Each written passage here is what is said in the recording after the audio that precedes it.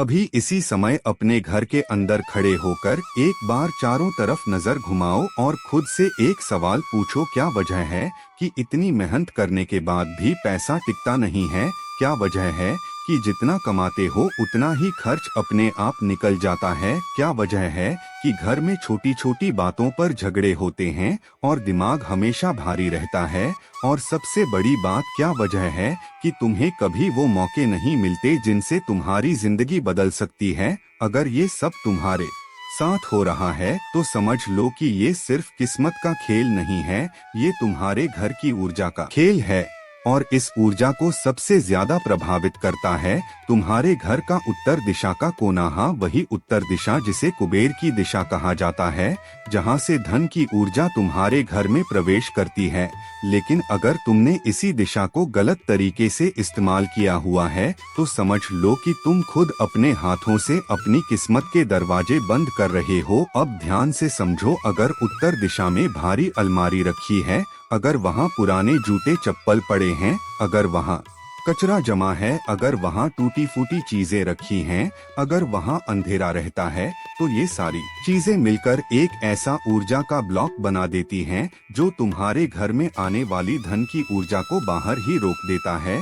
और फिर तुम सोचते रहते हो कि आखिर मेहनत करने के बाद भी पैसा क्यों नहीं टिक रहा, लेकिन असली वजह तुम्हारे सामने ही होती है जिसे तुम नजरअंदाज कर देते हो। अब अगर तुम सच में अपनी किस्मत बदलना चाहते हो, अगर तुम चाहते हो कि पैसा खुद तुम्हारी तरफ खींचकर आए, अगर तुम चाहते हो कि घर में शांति और खुशहाली बनी रहे, तो आज ही एक ऐसा उपाय करो जो बहुत ही आसान है, लेकिन उसका असर इतना शक्तिशाली है कि 7 से 21 दिनों के अंदर तुम्हें फर्क दिखने लगेगा। सबसे पहले आज ही उत्तर दिशा के उस कोने को पूरी तरह खाली करो, वहां से हर एक बेकार चीज हटाओ, चाहे वो कितनी भी छोटी क्यों न हो, क्योंकि याद रखना, ऊर्जा को बहने के लिए जगह चाहिए होती है, और जहां गंदगी और भारीपन होता है वहां ऊर्जा रुक जाती है। इसके बाद उस जगह को अच्छे से साफ करो और अगर हो सके तो थोड़ा सा गंगाजल छिड़क दो ताकि वहां की नेगेटिव ऊर्जा खत्म हो जाए। अब अगला स्टेप सबसे ज्यादा जरूरी है, उस जगह पर हल्का हरा या हल्का नीला रंग इस्तेमाल करो, क्योंकि ये दोनों रंग पानी और विकास के प्रतीक होते हैं